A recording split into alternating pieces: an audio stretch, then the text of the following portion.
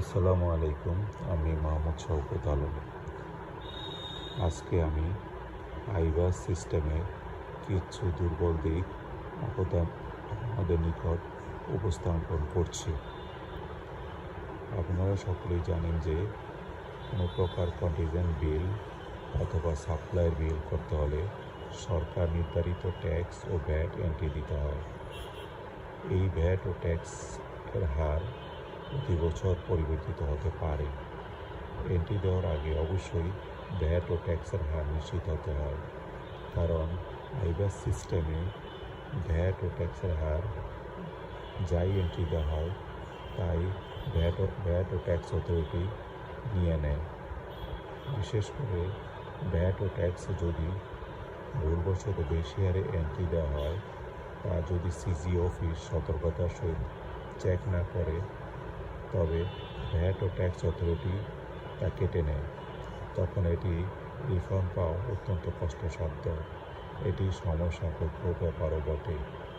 উদাহরণস্বরূপ বলা যায়, যদি কোনো কর্তৃপক্ষ অফিস ভাড়া নিয়ে থাকে তাহলে তাকে ওই বছর অর্থাৎ 2025 আর্থিক বছরে অথবা যে কোনো বছরে 15% ভ্যাট ও ট্যাক্স 5% দিতে হয়। অন্যান্য বিলের সাথে এখানে পার্থক্য হলো 15%। অফিস ভাড়ার ক্ষেত্রে 15% ভ্যাট সরকার বহন করে। এটি আইবাস সিস্টেমে উল্লেখ নেই। এতে অনেক সময় কনফিউশন সৃষ্টি হতে পারে।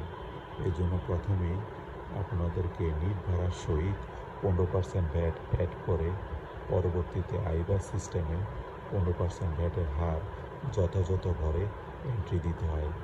ট্যাক্সের 5% টাকাও যথাযথ ঘরে এন্ট্রি দিয়ে ভবন মালিকের নিট পাওনা টাকা নির্ধারণ করতে হবে। অর্থাৎ ভবন মালিক শুধুমাত্র তার নিট ভাড়া থেকে সরকারকে ট্যাক্স পরিশোধ করবেন। ভ্যাট সরকার কর্তৃক পরিশোধিত হবে। উদাহরণস্বরূপ বলা যায়, যদি কোনো ভবন ভাড়া মাসিক 20,000 টাকা হয় তাহলে 15% ভ্যাট সহ 23,000 টাকা এন্ট্রি দিতে হবে। পরবর্তীতে ভ্যাটের 15% এবং ট্যাক্সের 5% কেটে নিয়ে ভবন মালিককে 19,000 টাকা পরিশোধ করতে হবে। ধন্যবাদ সকলকে।